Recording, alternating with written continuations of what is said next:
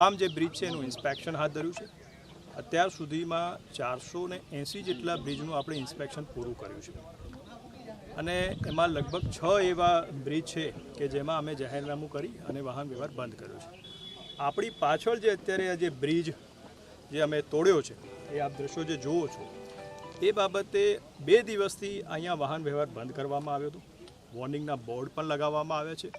આજુબાજુના જેટલા સરપંચ છે એ લોકોને પણ જાણ કરવામાં આવી છે। ઘણા સરપંચોએ મને અહીંયા જણાવ્યું કે સાહેબ છેલ્લા 2-3 દિવસથી અમને આની જાણકારી હતી કે કામગીરી આ રીતે કરવાની છે, એટલે અમે જે ઓલ્ટરનેટ રસ્તાઓ છે એના મારફતે પસાર થતા હતા।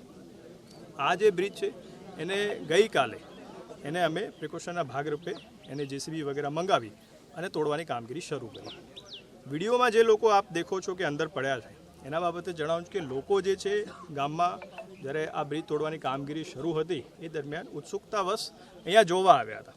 અમારા જે એસઓ હતા, એન્જિનિયર હતા, એમને લગભગ 3 થી 4 વાર વોર્નિંગ પણ આપી હતી કે ભાઈ આ બ્રિજ તૂટવાની કામગીરી ચાલુ છે, કોઈને ઈજા ન થાય એના માટે આપ પાછળ ખેંચી જાઓ, પણ અનફોર્ચ્યુનેટલી એ લોકો ત્યાં ઊભા રહ્યા અને જ્યારે એક સ્લેબ એનો તોડ્યો ત્યારે જેસીબી છે એનું બેલેન્સ થોડું ગડબડાયું અને જે લોકો ઊભા હતા એના બેલેન્સ ગડબડાવાના લીધે એ લોકો અંદર ગયા। પણ સદનસીબે આ ઘટનામાં કોઈ જાનહાનિ નથી, કોઈ ઇન્જરી નથી, એટલે તમામ જે પ્રિકોશનના ભાગ જે રૂપે પગલાં લેવા તે લઈ અને આ કામગીરી આપણે કરાઈ છે।